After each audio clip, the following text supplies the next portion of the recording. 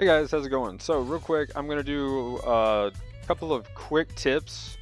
This is gonna be the first one, and I've got a few tips set aside here that I've thought of. And yeah, and when I think of a tip, I'll put it in. The video might only be 30 seconds, but it'll be a quick tip about whatever.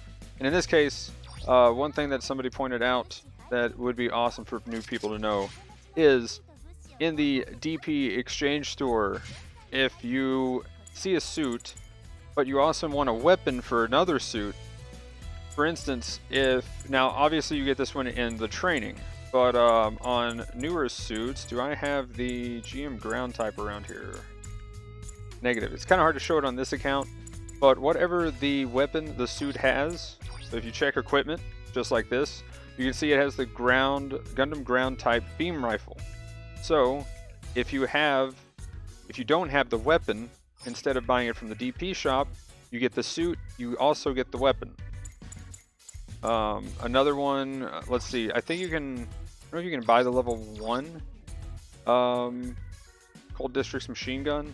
But again, any weapon that you can buy in the DP shop, if the suit has it, if you get it out of a box, or you buy the suit from the DP shop, you get that weapon. Same with the shotgun here on the Efreet. The biggest one that I can think of that I would do was the bazookas. A lot of the bazookas, it was like, oh, that would be nice to have over the machine gun, because the meta, as far as for most genotypes, is you bazooka the ground next to somebody, then you melee them twice, dash back, come back, melee twice if your suit can get the 2 swings off. So that's something to look for is what weapon the suit has, so that you don't have to spend even more DP. Saves you a little bit there on that. Another thing, with the beam weapon, you can charge a lot of beam weapons.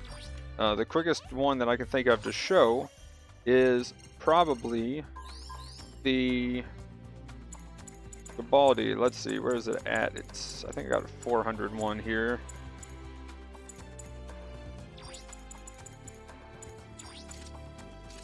There we go.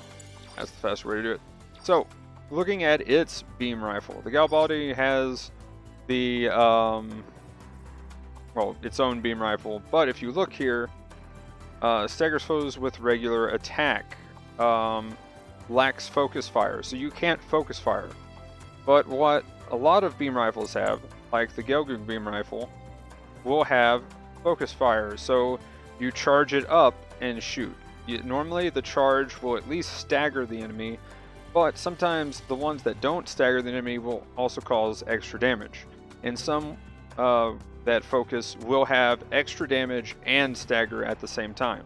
In this case, that is how the Gelgoog beam rifle works. Lastly, one extra thing that I decided to add into this is there is a penalty system in the game. So, if you leave matches, or if you like I did once, when I was playing this really heavily, and like, oh man, before I even started streaming it, I would stay up pretty late and try to play it. Well, a while back, it was kind of hard to get games sometimes.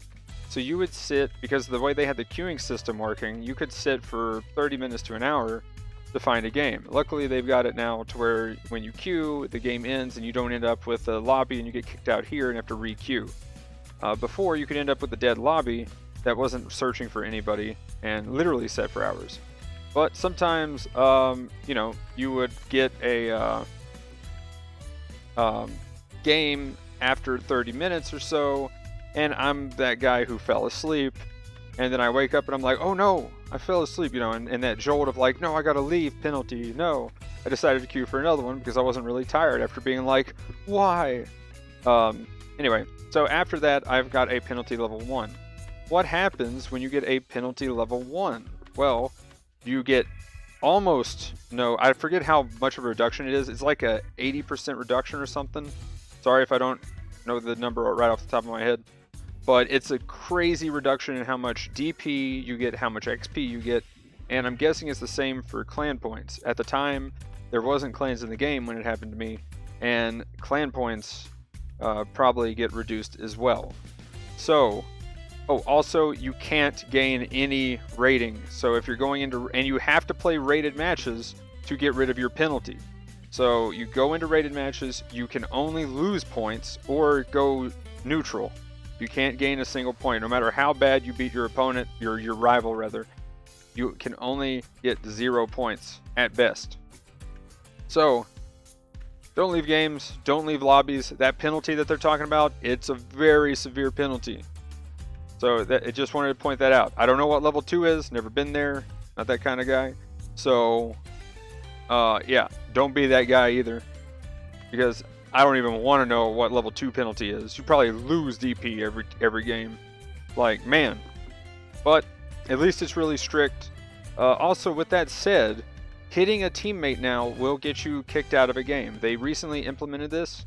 So when I say that, though, let me clarify. Sorry, probably said that poorly. But when you're purposely hitting a teammate, and when I say purposely, literally you're standing there next to base or whatever, and you just smack your teammate down and knock him down on purpose, like with a downswing. That's what I mean by hitting your teammate. Like, if you're in a melee mosh pit kind of thing going on, and you just melee 3 enemies, and you also melee your teammate, they don't worry about that, right? Anytime you've got an enemy essentially in your camera view, and you're actually aiming for them or in their general direction, those don't count. I've played so many games, and I've kind of went hard only to hit a teammate and an enemy in some quick matches just to see what would happen, just to test it out. And yeah, nothing's ever popped up, even though every attack I had also hit a teammate and an enemy. And some of them even hit a teammate without the enemy, so I was kind of a bad teammate in that regard. But again, quick matches, nobody lost anything. So hopefully nobody was doing their dailies with me when I was trying to test that out. But it looks like it's pretty fair as far as, and for me, I'm a support player. I shoot a lot of teammates in the back half the time. Like, I'm scoped in, I'm aiming at this guy, teammate, right there, boom. Ah, no, I'm sorry, my dude, kind of thing. So you can get kicked for shooting a teammate. So sometimes you'll see a guy that decides to AFK, jump out of his suit and roll around as a pilot. Don't go shoot him. He's probably AFK anyway. He's probably just decided to have a auto clicker kind of thing set up with his controller so that it just makes him roll so that he doesn't get kicked out of the game. If you go shoot him or hit his mobile suit, you're wasting time. At the very least, you should be preventing as many lost points as possible if you're, say, playing rated, and try to do as well as you can to beat your rival. And sometimes you can win. I've won 4v6s, so just saying, it's possible. You just gotta play around, and the thing is, they have more points than you have. And the thing is, once his suit dies, it's not gonna spawn for a while. So there is that in your favor. But anyway, these are a little bit longer than just a quick tip, but I've had these for the past couple of days, been wanting to make this video. So again, I'll be doing quick tips like this. Some of them will only be 30-second long videos, but I'll be adding stuff like this to the playlist. The general and raid type videos should be coming tomorrow morning, unless I mess up again and wake up late and have to go. Today I had to go to the doctor's appointment and do some stuff like that. So just now getting this out. I also did my update video for the game as well. Check that out. I'm going to be linking my Discord and Twitch down below. Come check those out. I hope to see you around there. But anyway, guys, this has been a little bit longer than most quick tips will be. So thanks for watching. Have a good one. Peace.